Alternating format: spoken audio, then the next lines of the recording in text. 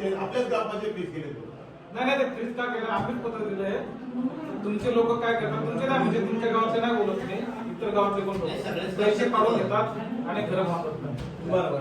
मग ते तात्पुरते म्हणजे काय बाबा त्याने खरोखर पाया बांधला का, मग त्याने भाऊसाहेबांनी बघायचं आणि मग तेव्हा ते पत्र बरोबर याच्यासाठी थांबवले. त्यांचा वैयक्तिक नाही पत्र दिले. लोकांचा गैरसमज होतो. नाही ऐका ना हे पैसे देतात. मला एक सांगतो भाऊसाहेबांचा लेटर गेल्यानंतर पैसे भेटतात. ऐका हे लोकांचा गैरसमज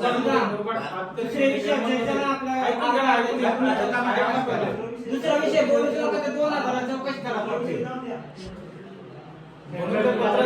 पत्र आम्हीच दिलेलं आहे. तुम्ही दिलेलं आहे पण त्याच्यावर तुम्ही या करा. तेच पण लोकांचा गैरसमज काय झालंय, भाऊसाहेबांनी लिहून दिलं पत्र नंतर तिथं पैसे देतात, पत्र दिलं नाही तर नाही देत. ते लोकांचा गैरसमज आहे. मला एक सांगा, समजा भाऊसाहेबांनी त्यावेळेला तुमच्याकडून पैशाची मागणी केली, नाही पैशाची नाही, आम्ही जेव्हा आम्ही खरंच सांगणार पत्र दिल्यानंतर अकाउंट फ्रेश होतो, पैसे भेटतात लोकांना. पत्र नाही दिल्यानंतर ते कसं आहे म्हणजे आपले लाभार्थी लोक काय काय बरोबर आहे.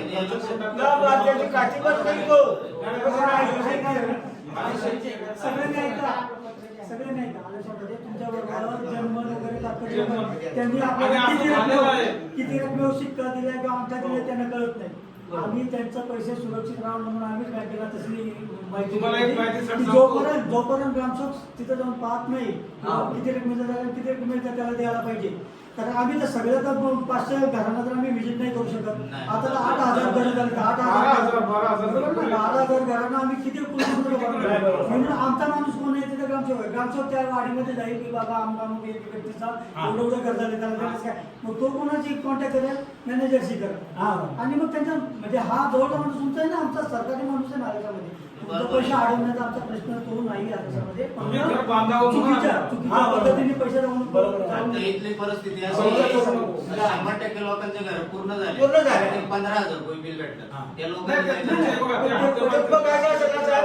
मी तुम्हाला दाखवतो घर किती झाला आम्हाला माहिती आहे